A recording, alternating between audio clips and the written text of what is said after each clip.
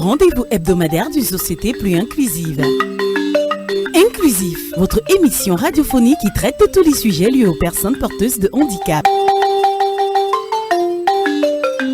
Comprendre les handicaps, élaborer les solutions inclusives, comprendre les démarches d'insertion sociale entre spécialistes, auditeurs et handicapés. Inclusif vous offre tous les samedis de 14h à 15h sur Jumbo FM 91 un autre regard sur la société. Inclusif, fier d'être soi-même. Présenté par Parfait Siap.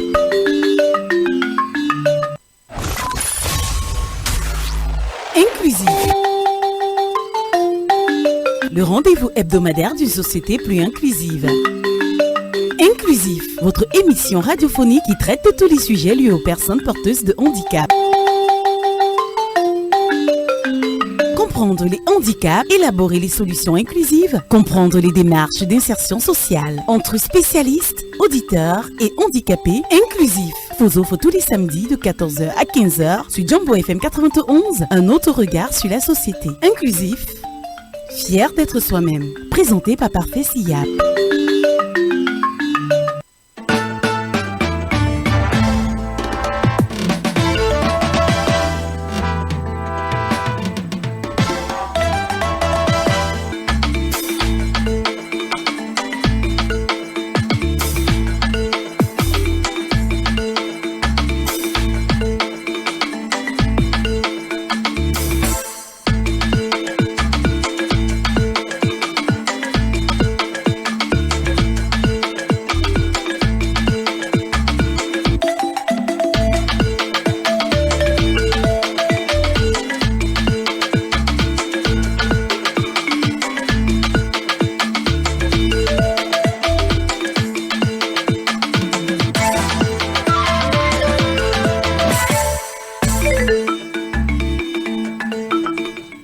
Bon après-midi, mesdames, messieurs, et bienvenue sur Jumbo Radio. C'est bel et bien votre émission inclusive pour le compte de ce samedi. Depuis quelques semaines, mesdames et messieurs, nous avons parlé de bout en bout de l'autisme. Alors, pour clôturer cette vague de sensibilisation sur l'autisme, nous avons l'honneur de recevoir une dame. Elle est orthophoniste, elle est là, elle va nous parler des problèmes liés au langage, les difficultés rencontrées et ce qui se passe afin que les personnes rencontrent des difficultés pour s'exprimer librement. Mesdames et messieurs, restez à l'écoute. Inclusif, c'est maintenant.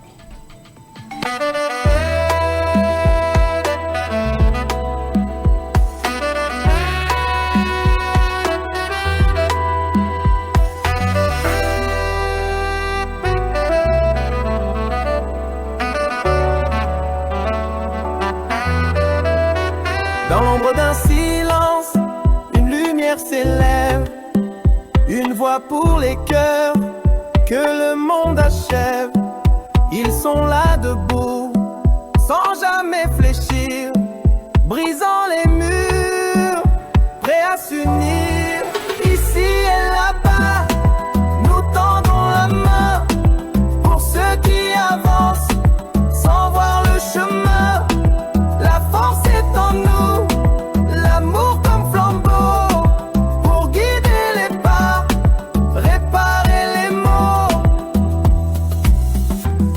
Ils apprennent en braille, écrivent leur espoir, chaque lettre une étoile dans le noir.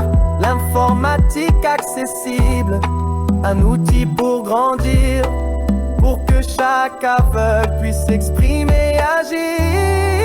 Ici et là-bas, nous tendons la main pour ceux qui avancent, sans voir le chemin. La force est en nous, l'amour comme flambeau, pour guider les pas, réparer les mots. De doux à la haut cœur solidaire, se lève un rêve, simple et sincère. L'unité des voix contre l'indifférence, l'écho d'un combat, une résistance.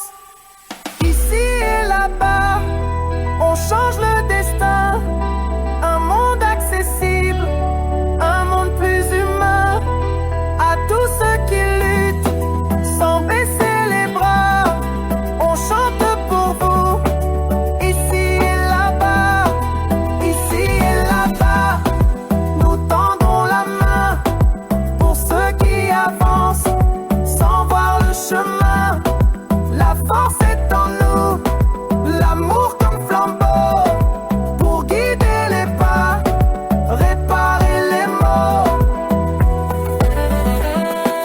Jambo FM, the only one.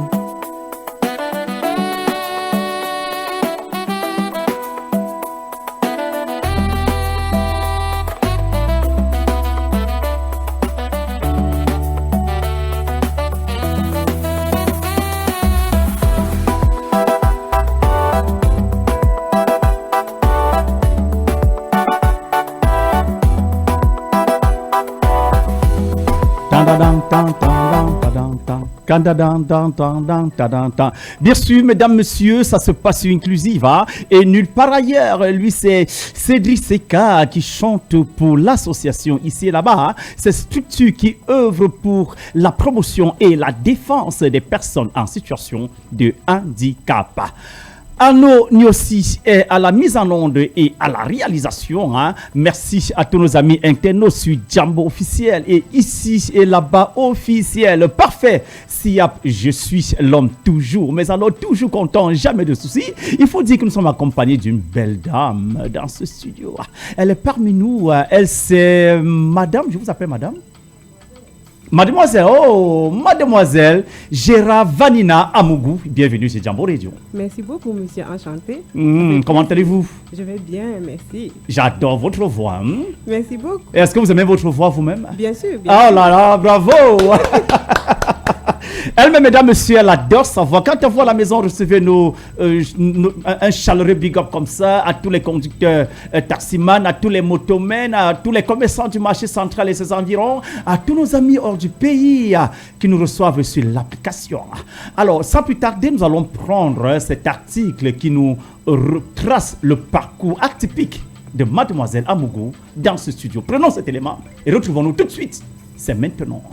Dans un contexte camerounais où les troubles du langage restent encore peu connus du grand public, certains professionnels travaillent chaque jour pour redonner aux enfants et aux adultes la possibilité de mieux communiquer. C'est le cas de notre invité, orthophoniste et audiologiste, Gérard Amougou. Son parcours commence en Tunisie, où elle obtient une licence en sciences appliquées avec une spécialisation en orthophonie. Très tôt, elle s'intéresse aux difficultés de parole, de langage et de communication. Elle débute son expérience dans un laboratoire d'audiométrie et de prothèses auditives. Elle y réalise des tests d'audition et participe à l'accompagnement des patients appareillés.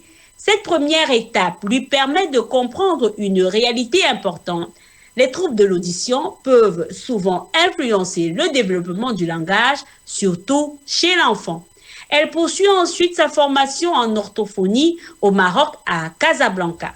Pendant plusieurs années, elle se spécialise dans la prise en charge des troubles de langage chez l'enfant et l'adulte. Elle apprend à travailler avec des enfants présentant des retards de parole, des difficultés d'expression, des troubles d'apprentissage, ainsi que des pathologies comme l'autisme ou les suites d'AVC. Cette formation renforce sa capacité à adapter les méthodes de rééducation selon chaque patient. De retour au Cameroun, elle s'installe à Douala, où elle exerce en cabinet privé. Dans sa pratique quotidienne, elle reçoit de nombreux enfants qui ne parlent pas encore ou qui parlent difficilement à un âge où cela devrait déjà être acquis. Elle accompagne également des familles souvent inquiètes, mais qui ne savent pas toujours vers quel spécialiste se tourner. Dans plusieurs cas, les parents pensent que l'enfant va parler avec le temps, alors qu'un suivi précoce pourrait améliorer la situation. Elle intervient aussi en centre spécialisé et à domicile, ce qui lui permet d'être au plus près des réalités des familles. Son travail ne se limite pas à l'enfant, il inclut aussi les parents qui sont guidés pour mieux stimuler le langage au quotidien. En parallèle, elle effectue un stage en audiologie à l'hôpital général de Douala dans le service ORL. Elle y réalise des examens auditifs et participe au dépistage des troubles de l'audition. Elle poursuit actuellement un master en audiologie clinique et thérapie auditive afin de renforcer ses compétences dans la prise en charge globale de la communication. Les métiers d'orthophoniste et d'audiologiste sont encore peu connus, alors qu'ils jouent un rôle important dans le développement du langage. Beaucoup de troubles peuvent être détectés tôt grâce à des signes simples comme l'absence de mots à un certain âge, des difficultés à comprendre des consignes ou à un manque de réaction au son. Dans ces situations, une prise en charge rapide permet souvent de meilleurs résultats. L'orthophoniste aide à développer la parole et la communication, tandis que l'audiologiste s'assure que l'audition ne constitue pas un frein. À travers son engagement, Gérard Vanina Amougou, en tant que professionnel dévoué, contribue à sensibiliser les familles et à rappeler que plus le dépistage est tôt, plus l'accompagnement n'est efficace et l'enfant a de chances de s'exprimer pleinement.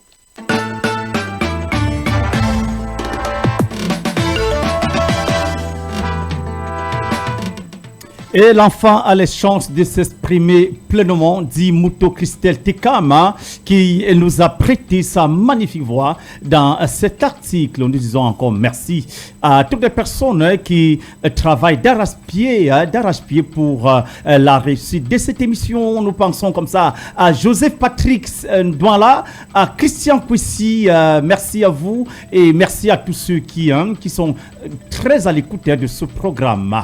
Alors, Madame Amougou, Oui, une fois de plus, soyez les bienvenus à Jambo Radio. merci beaucoup pour cette invitation. Alors, est-ce que vous avez suivi votre portrait, cet article qui retrace votre parcours? Est-ce que vous vous retrouvez dans cet article? Ah oui, je trouve que c'est impeccable, vraiment, il n'y a rien à redire. Je suis flattée. D'accord, merci. Faites l'effort de parler dans le micro parce que les auditeurs ils aiment bien vous écouter lorsque vous parlez. Voilà, ils aiment bien vous écouter. Alors, dites-nous maintenant, parlez-nous, c'est quoi, lorsqu'on parle d'orthophonie, c'est quoi le métier d'un orthophoniste? On va dire que le métier d'un orthophoniste, c'est d'accompagner vers la meilleure prise en charge du langage, l'accès à la communication. Oui. Oui. Si on Meilleure peut dire prise ça en comme charge ça. du langage, l'accès à la communication. Exactement. Alors, nous avons vu dans votre parcours que vous avez poursuivi des études au Maroc, à Casablanca et en Tunisie. Qu'est-ce qui vous a motivé à vous envoler de ce côté pour bénéficier de cette formation? Disons qu'à l'époque, ce n'était pas encore mis en place au pays. Oui, On n'avait pas encore mis en place. Maintenant, ça se fait, donc, mais c'est toujours un projet. oui. Du coup, il était mieux d'aller se chercher à l'extérieur. Bien sûr. Et qu'est-ce qui vous a motivé, donc, Madame Amougou, à vous lancer dans le métier d'orthophoniste? Vu que nous savons que c'est un métier très peu connu par des personnes, on ne sait même pas déjà à quoi ça sert. On s'est dit, orthophoniste, problème de langage, et puis quoi? Donc voilà, quelles sont vos motivations? On va dire motivation personnelle, Oui, afin de pouvoir aider, se sentir, comment je vais dire ça, se sentir à sa place. oui, Pas forcément faire les mêmes filières que les autres, mais faire une filière où on se sent à sa place. oui. Et j'ai choisi l'orthophonie. Vous avez choisi l'orthophonie. C'était plus pratique pour moi. Oui. Pourquoi vous avez un proche, un parent qui était victime de troubles langagières ou alors... Pas vraiment, Oui. disons tout simplement que j'aime le contact avec l'être humain. Oui. J'aime aider. Et surtout quand il y a des résultats, c'est encore plus motivant. Ah d'accord, donc vous avez de l'empathie, vous avez ce plaisir d'apporter un soutien à l'autre. Et vous avez Exactement. choisi le métier de l'orthophonie. Exactement. Bravo, Madame Amougou. Alors, depuis votre arrivée au Cameroun, depuis votre installation, vous avez vraiment commencé à exercer dans ce métier aussi passionnant. Vous travaillez avec les personnes victimes d'autisme, des personnes atteintes d'AVC. Et dites-nous, quelles sont les difficultés que vous rencontrez à travailler avec ces personnes, ces différentes personnes? Oh, c'est très vaste. On va dire qu'on a déjà les réalités locales sur la mentalité. Oui, La mentalité autant du parent que de l'entourage, oui, mais aussi le fait que les enfants ne soient pas très coopératifs. oui. Parce que la plupart des cas que j'ai parfois, c'est assez avancé. Du coup, ça demande beaucoup plus de travail. Oui. Mais pas que j'accuse ou j'indexe, mais j'appelle beaucoup plus les parents à l'aide. Oui. Bien sûr, parce que le parent fait 50% et moi je fais 50%. Ah bon? Donc ma plus grande difficulté, c'est avec les parents. Les parents. Bien sûr. Dans quel cas, comment ça se fait, de quelle façon les parents ne coopèrent pas toujours à la réhabilitation langagière de leurs enfants, ou alors ils ne comprennent même pas le but de faire consulter les enfants aussi rapidement que possible? Non, on ne peut pas dire qu'ils ne comprennent pas. Ils comprennent, mais je vais dire, vous voyez, un parent, ils ont peur, ils sont paniqués, il y a le déni aussi. Oui. Du coup, ça c'est une partie du problème, mais le vrai axe de la chose, c'est au niveau du comportement. Parce que si vous savez bien, les enfants autistes ont des comportements assez explosifs. Oui, bien sûr. Et on doit gérer ça. Il faut savoir les encadrer. Et maintenant, les parents sont assez fatigués, si je peux utiliser l'expression là, parce qu'entre les gérer toute une journée, l'organisation, le manger, avec toutes les crises qui associent cela, ajouter encore un problème de comportement, c'est parfois un peu demander beaucoup aux parents. Mais je n'ai pas le choix, je dois passer par eux. Bien sûr, vous n'avez pas le choix que de passer par l'accompagnement de ces parents également. Exactement. Mais est-ce que vous ne pensez pas qu'il est lieu de sensibiliser aussi les parents, d'organiser des séances de travail avec ces parents en question? Oui, l'éducation parentale, ça se fait. Il y a des collègues qui font déjà des formations dessus ici. Tout est encore en construction, c'est en cours et c'est sur la bonne voie. Donc, on espère d'ici pas très longtemps, ce seront des choses assez communes. Oui, que la mayonnaise va finir par prendre. Exactement. D'accord. Maintenant, dites-nous, Madame Amougou, quelles sont les personnes qui ont les prédispositions qui vous permet de travailler avec eux dans les troubles langagiers, les problèmes de communication? Nous, on connaît seulement les autistes et les personnes atteintes d'AVC. Maintenant, est-ce qu'il y a une autre frange de la population, une autre catégorie des personnes qui doivent bénéficier de ces soins? Bien sûr, bien sûr. Nous avons les personnes âgées, par exemple. Les personnes âgées aussi? Atteintes de démence, avec des maladies comment je vais vous dire ça?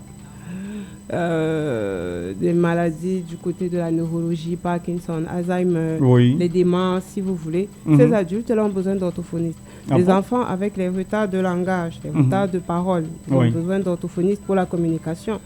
Maintenant, il y a des cas d'épilepsie aussi. Il y a des cas de méningite, des enfants qui sortent de méningite, après ils perdent l'accès au langage. Pourtant, avant, ils parlaient bien. Donc, ça dépend, mais c'est assez vaste. Ça va du nourrisson vraiment à la personne âgée, passant par toutes les tranches d'âge.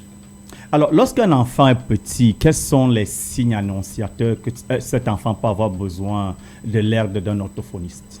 On va dire déjà, il est très peu avenant pour la communication. Il n'échange pas beaucoup avec son entourage.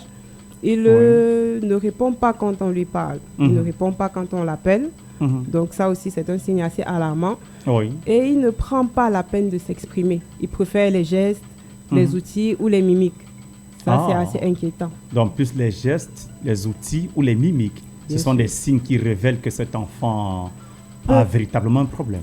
Peut avoir un problème. Bien sûr, on reste dans la suspicion avant de pouvoir poser un diagnostic final. Oui. Bien sûr. Alors, quelles sont donc les étapes de traitement lorsque vous prenez un enfant en charge? Quelles sont les différentes étapes de traitement? Est-ce que le traitement nécessite des médicaments? Ça nécessite des exercices? Parlez-nous de ce volet qui sont totalement ignorants de notre pensée. Bon, on va dire que c'est un ensemble d'exercices, de massages, c'est un mélange de plusieurs choses. Ceci dépend de la pathologie de la personne en face.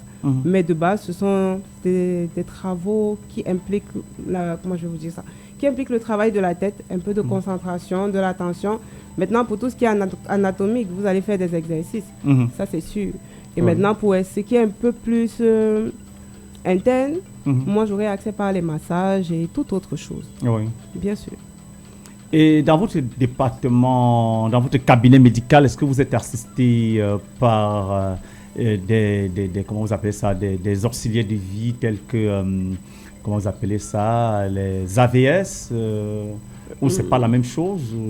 On va dire que les AVS et les éducateurs spécialisés, par exemple, j'ai besoin d'eux.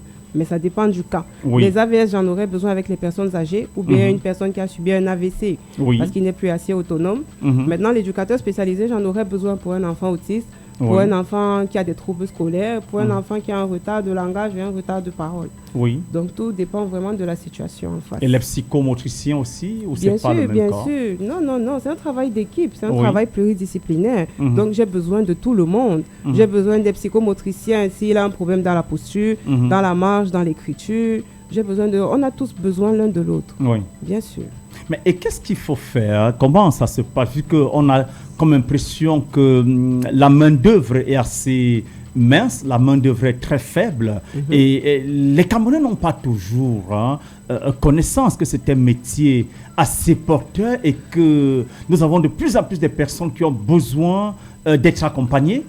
Alors, qu'est-ce que vous faites à votre niveau pour faire comprendre aux Camerounais qu'il est possible de se faire former et d'aider également pour la société, de se rendre utile pour la société, vu que c'est un métier noble?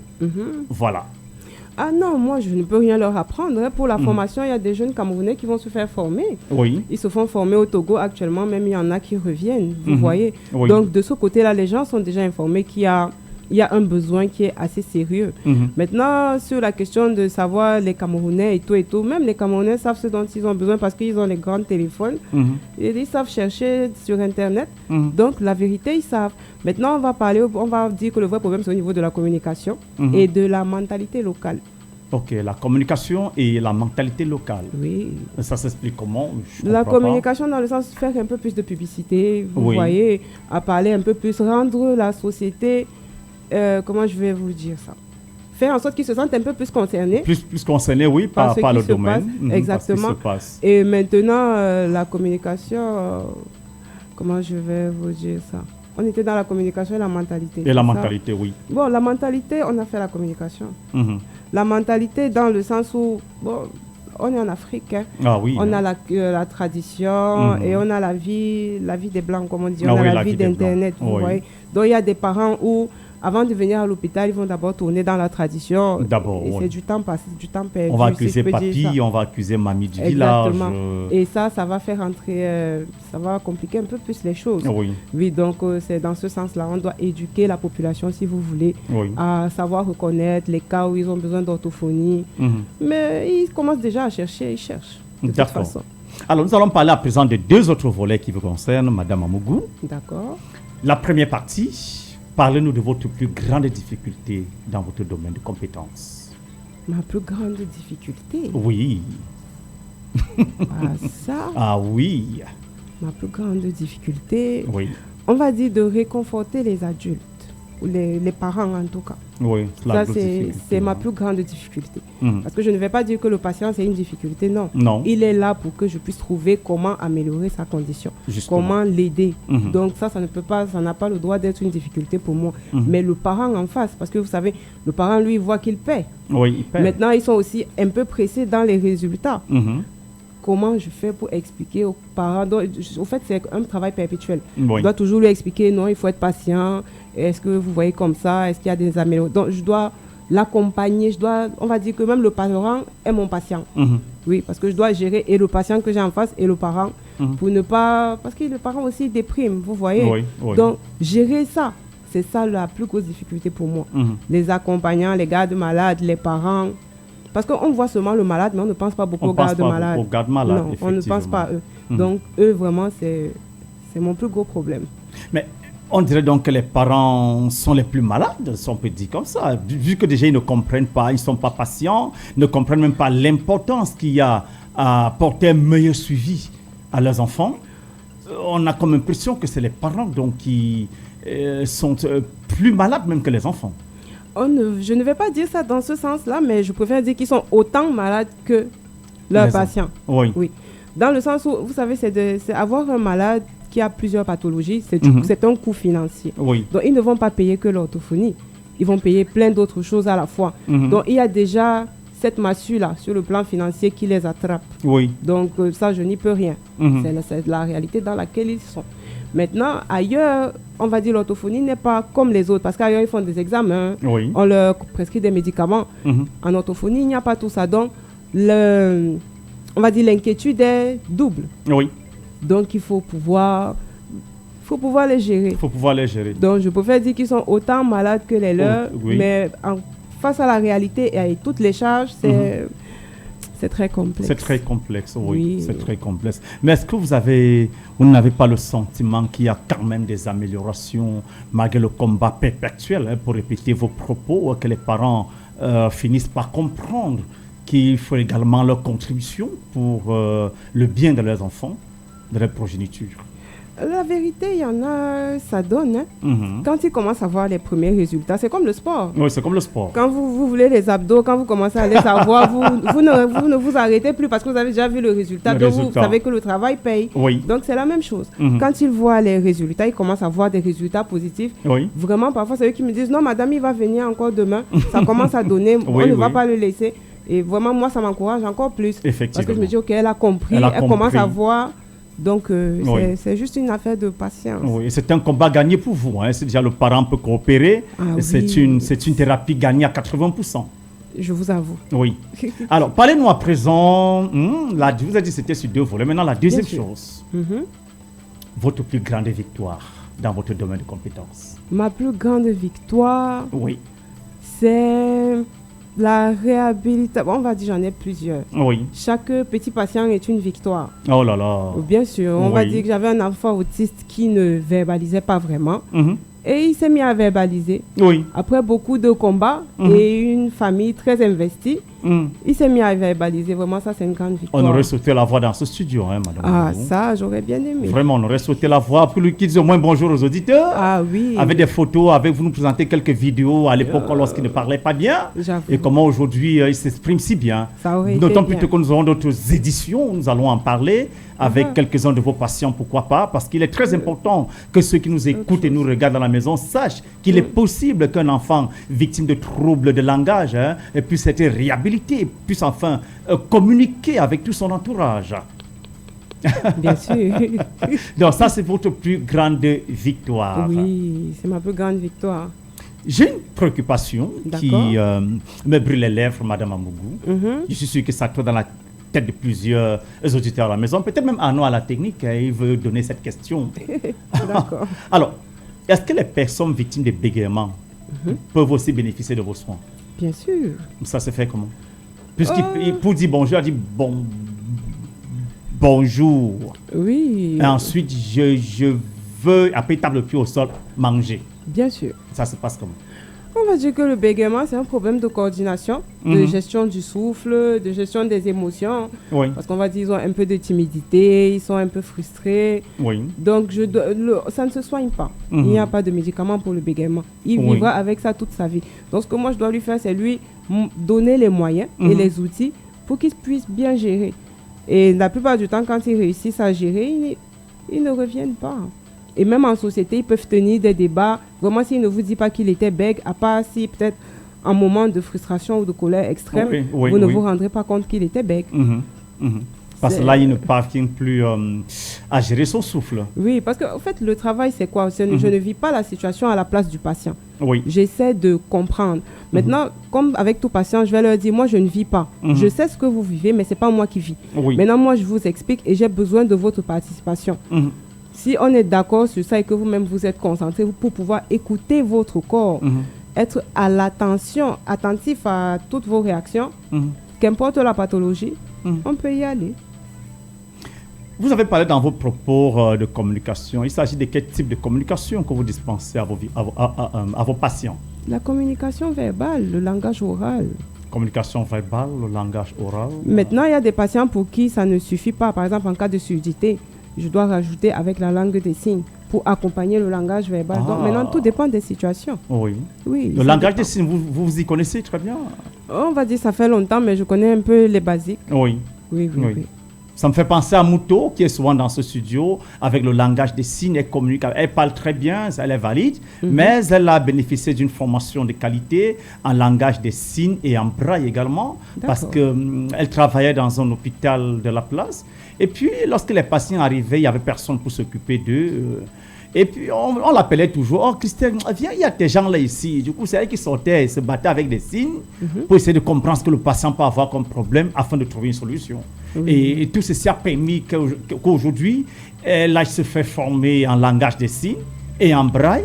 Elle a également bénéficié d'un stage de perfectionnement au sein de l'association ici et là-bas. Elle est longtemps passée dans cette émission pour encourager les uns et les autres à avoir non seulement de l'empathie, mais à se former afin de rendre notre société plus accessible et plus inclusive. En fait, inclusive, l'inclusion. L'inclusion, puisque nous luttons pour l'inclusion dans notre pays.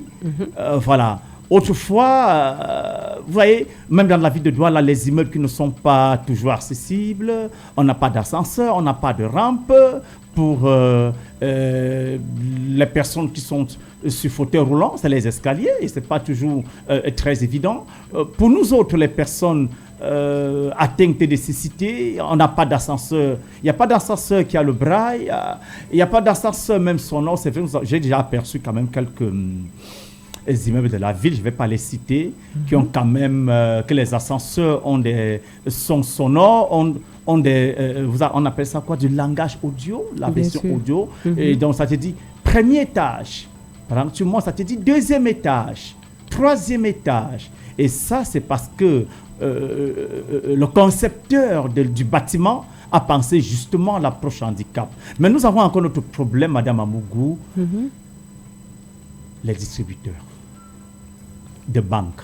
D'accord. Avec ma carte bancaire, je ne peux pas me rendre autonome à un distributeur parce que non seulement les touches ne sont pas en braille, il y a non plus de synthèse vocale pour me guider parce que moi, je travaille sur l'ordinateur à mon bureau. Mon ordinateur a une synthèse vocale, comme mon téléphone aussi a une synthèse vocale, donc ça parle. Lorsqu'on parle de synthèse vocale, vous voyez? Oui, vous en avez besoin. Voilà, ça parle, ça nous permet de travailler en toute autonomie, vous voyez, et c'est ça l'inclusion. Mais je me rends compte que lorsque je vais à mon distributeur avec ma carte, je ne peux pas me voir, je suis obligé de me faire assister par quelqu'un, et il faudrait que ce soit quelqu'un de confiance pour ne pas me dérober des sous, vous voyez. Oui, et on a besoin que nos autorités administratives tiennent en compte toutes les couches sociales de notre pays, toutes les couches, jusqu'à dans la concession des immeubles, des infrastructures. On a besoin des rampes, on a besoin des ascenseurs avec du braille ou de la synthèse vocale dans les ascenseurs. On a besoin, même dans l'éducation de base, scolaire, même supérieure. C'est vrai, l'État a déjà beaucoup fait, mais beaucoup reste encore à refaire. Madame Amougou, est-ce que vous savez que l'éducation reste gratuite chez les enfants victimes de handicap? Vous le saviez au Cameroun? Non, je ne savais pas. Je vous informe. Et Inclusif est là pour informer l'opinion publique. Les enfants victimes de handicap doivent fréquenter sans payer un seul sou. Et même les enfants nés de parents handicapés doivent bénéficier de ces mêmes exonérations, à condition de constituer les dossiers, de les déposer et d'avoir des résultats fiables. Pour cela, nous disons déjà merci à nos autorités, mais nous leur demandons encore de faire mieux, de continuer à travailler, de nous consulter, de nous demander ce qu'on a besoin afin de nous sentir impliqués et inclusifs dans la société. Oui, exactement, je comprends. Madame Amougou, est-ce que vous êtes arrivée de rencontrer dans votre domaine de compétence une personne déficiente visuelle qui était victime de troubles langagières? Déficiente visuelle, oui, j'en ai rencontré, mais pas atteinte de troubles de langage. Ok, pas atteinte de troubles de langage. Hein? Non. Oui. Au contraire, ce que j'ai eu l'opportunité de fréquenter au collège Père Monti. Oui. Et au collège Père Monti, il y a une classe spécialisée. Oui. À cette époque-là, maintenant, je ne sais pas. Mais à cette époque. Au collège Père Monti? Après Awa Escalier, avant Faux. À Yaoundé? Oui. Ah, d'accord. Oui. Donc, dans ce collège, il y a une classe spécialisée pour les enfants, pour les personnes atteintes de cécité visuelle, avec tout le matériel mis en disposition, à cette époque-là, je précise, par l'établissement. Donc, oui, j'en ai rencontré, mais ils sont très bavards et ils sont très... ils aiment bien les railleries, surtout pour celui qui n'est pas prêt. Oh oui? Oui. Donc, ils se battent bien. Oui. Ils doivent s'intégrer dans la société, donc ils se battent, ils ne se laissent pas faire. Ce sont des gens qui ont beaucoup de caractère. Oui. Donc, ce sont des personnes respectables et à respecter. D'accord. Alors, dis-moi, si aujourd'hui, il vous était donné de rencontrer un homme en situation de handicap, quelle serait votre réaction?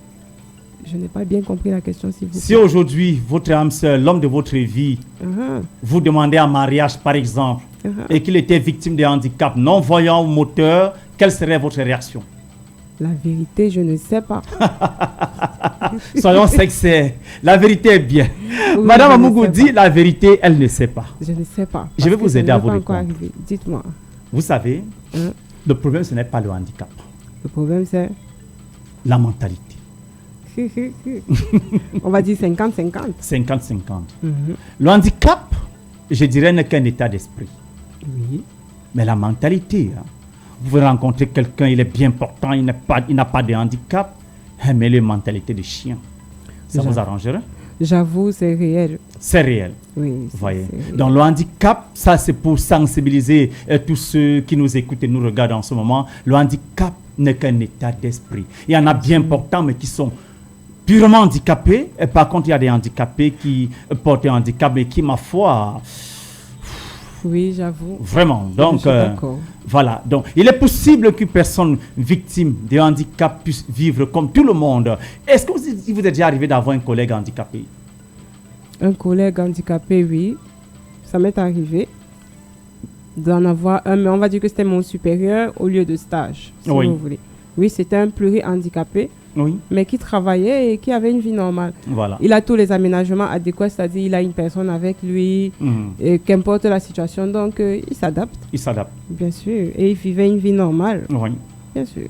Alors, et quel était son rendu à son lieu de service? Je suppose un très bon rendu. Bien sûr. Très bon rendu. C'était un comptable déjà. Un comptable atteint d'IMC. Oui. Infirmité motrice cérébrale. Oui. Donc déjà pour vous dire, il ne marchait pas vraiment sur ses deux pieds, on doit le pousser sur un fauteuil. Mais il réussissait à être performant.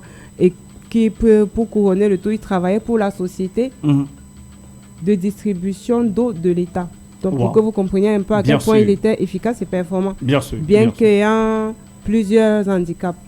Donc oui, ça existe. Alors, Madame Amougou, tout ceci, c'était pour vous encourager de continuer à œuvrer pour les personnes à besoins spécifiques.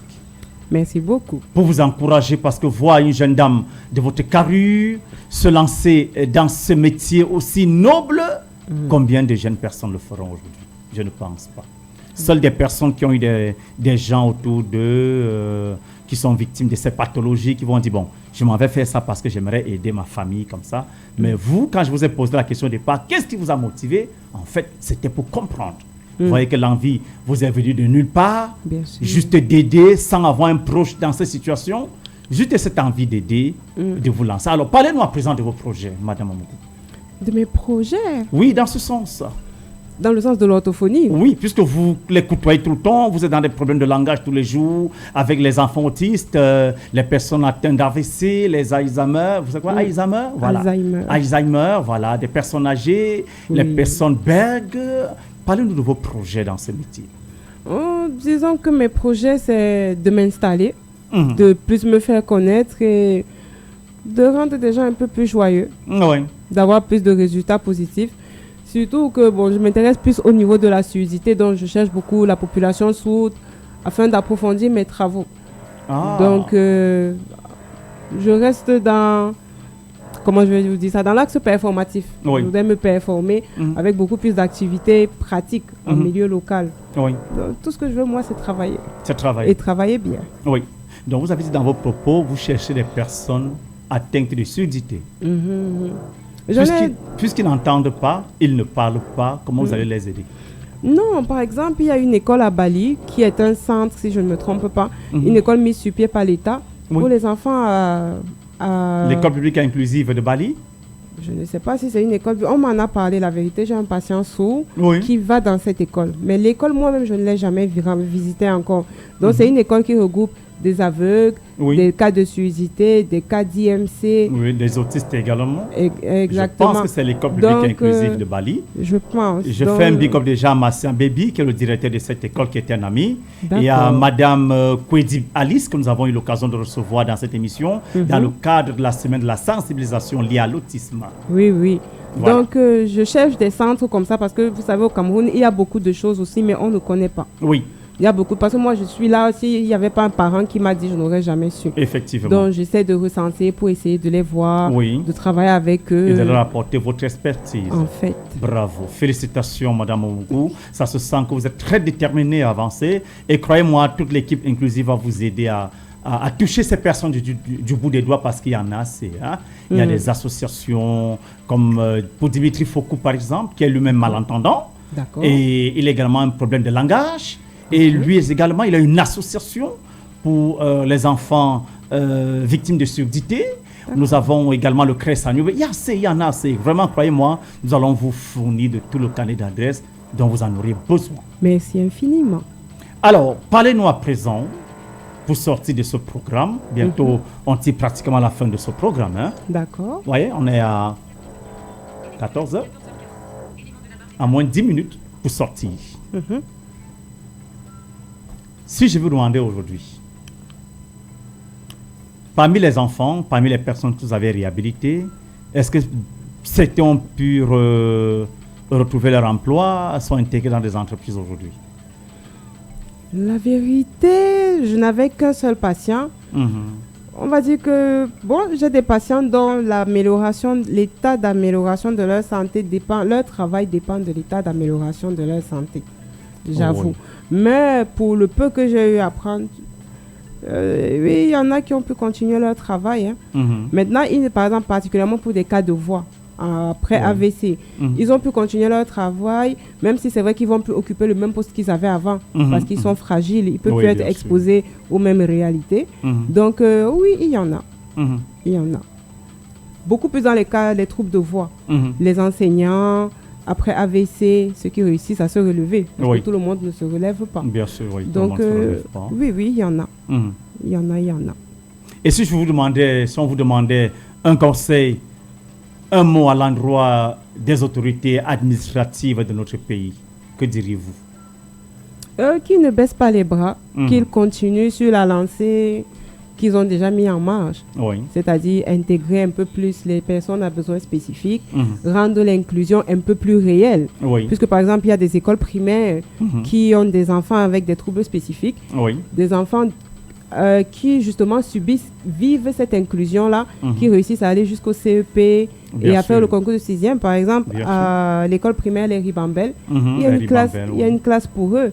Et quand on estime que l'enfant a assez les armes, a assez d'armes et d'outils, il va en classe régulière avec les autres enfants, accompagnés d'une éducatrice spécialisée. Bien sûr. Bien sûr. Donc, qu'il ne baisse pas les bras et qu'il continue sur cette même lancée-là. Oui, il est possible. Hein. Vraiment, croyez-moi, vous avez touché un pan très important. Je vous parlais tantôt de l'éducation pour tous. Vous savez, vous convenez avec moi que tout enfant a droit à l'éducation. Qu'il soit handicapé ou pas, l'éducation reste et demeure un droit inaliénable pour tous les enfants, victimes de handicap ou pas. Et pour cette raison, dont l'État a mis sur pied des dispositions qui permettent à tous ces enfants d'aller à l'école, qu'ils soient victimes de handicap, qu'ils soient nés d'un parent en situation de handicap, tous les enfants ont droit à l'éducation. Que ce soit l'éducation de base, secondaire et même supérieure. Maintenant, pour revenir à ce qui est du travail, je dirais que c'est partagé. Même les personnes dites valides ont du mal à décrocher un emploi, également pour les personnes en situation de handicap. Alors, ce que je vais dire pour les personnes en situation de handicap, c'est de continuer à se battre. Non seulement à se lancer dans les AGR, telles que les activités génératrices de revenus, ou alors pour ceux qui parviennent à décrocher un emploi, pourquoi pas. Mais trop souvent, nous avons pour habitude d'entendre les personnes handicapées dire « Oh, nous sommes victimes de discrimination, de marginalisation. On n'a toujours pas la chance de nous prendre au travail. Lorsqu'on vient nous déposer nos dossiers, on se rend compte qu'on est handicapé, on ne nous prend pas. » Alors, sur ce, Madame Amougou, nous allons donner 2 conseils. Premier conseil, pour les promoteurs d'entreprise. Deuxième conseil, ce sera pour les personnes en situation de handicap. Alors, le premier conseil serait que les promoteurs d'entreprise sont priés de recruter les personnes en situation de handicap, des personnes compétentes, des personnes formées et compétentes. Parce que oui, il ne suffit pas que d'être handicapé et dire qu'on t'a vu au travail. Okay. C'est quoi ta qualification? Je suis d'accord. C'est quoi ta formation? Qu'est-ce que tu sais faire? Un employeur, il a besoin du rendu. Il a besoin d'avoir des retours. Il n'a pas besoin de ton handicap, mais il a besoin d'avoir un retour efficace. Donc, que les chefs d'entreprise prennent le temps de bien étudier les dossiers d'un candidat afin de l'appeler. Et lorsqu'on l'appelle, si elle arrive avec une canne blanche ou un fauteuil roulant, ne le rejetons pas d'un coup, parce que c'est ce que beaucoup de patrons font. Dès que tu es handicapé, basta, on veut un peu t'écouter. Pourtant, le minimum quand même, c'est de le faire passer l'entretien. S'il mérite le poste, pourquoi pas? On aménage son poste à son handicap, même si c'est au rez-de-chaussée. On aménage son poste à son handicap, il sera aussi rentable. Maintenant, deuxième conseil pour les personnes en situation de handicap, il est question ici non seulement de vous former, d'avoir une compétence, de savoir que bon, comme je m'avais déposé mon dossier à telle structure, c'est pour vendre mes services et non pour aller dire que je suis handicapé. En fait, ne pas utiliser ça. Ne pas utiliser le handicap, parce qu'un patron, il n'a pas besoin de ça. Il a besoin du rendement, il a besoin du rendu. Je suis handicapé, certes, voilà ce que je peux vous apporter, voilà ce que je peux faire. Ça, un patron a besoin de ça. Arrêtons la vie facile, arrêtons la mendicité, arrêtons de ne plus croire en nous. Croyons en nous, ayons le mindset et avançons.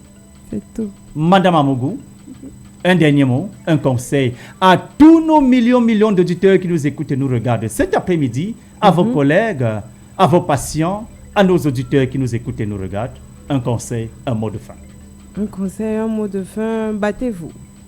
Oui, il faut se battre. Oui. À chaque jour suffit sa peine. Aujourd'hui, ça peut être difficile, qu'importe que ce soit que vous soyez handicapé ou pas, que vous ayez des difficultés, ne baissez pas les bras, battez-vous. C'est tout. Ne baissez pas les bras, battez-vous, c'est tout. J'entends les auditeurs à la maison qui disent que ouais, demandez son numéro, donnez-nous son numéro. C'est quoi votre contact, Madame Amougou?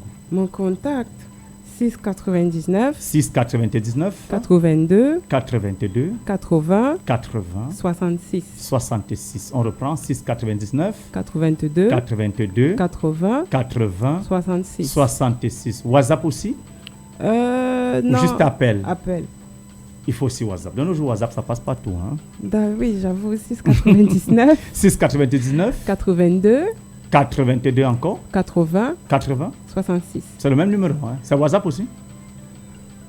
J'ai beaucoup de numéros. Attendez, on recommence. 681. Voilà, ça c'est WhatsApp maintenant. Oui, 681 48 52 22. Oui, ça c'est WhatsApp. Merci, Madame Amougou, d'être passée par ici. N'hésitez pas de nous revenir lorsque besoin se fera ressentir. Bon vent dans votre domaine de compétences. Et merci d'être passé par ici. Merci infiniment à vous d'avoir pensé à moi pour cette présentation. Le plaisir est pour nous. Merci, mesdames et messieurs. C'est ici que nous mettons la clé sous le paillasson. On parlait aujourd'hui de l'orthophoniste, du métier de l'orthophoniste. Elle nous expliquait qu'elle est là pour traiter les problèmes de troubles de langage et de communication. Merci à Madame Amougou d'être passée par ici. Merci également à vous qui avez écouté cette émission de bout en bout. À la mise en onde, à la réalisation, à Noni aussi de l'autre côté. Parfait, Siap, je suis. Restez toujours en compagnie des meilleurs programmes de Jambo Radio. Bon samedi et à samedi. Big up. Inclusif.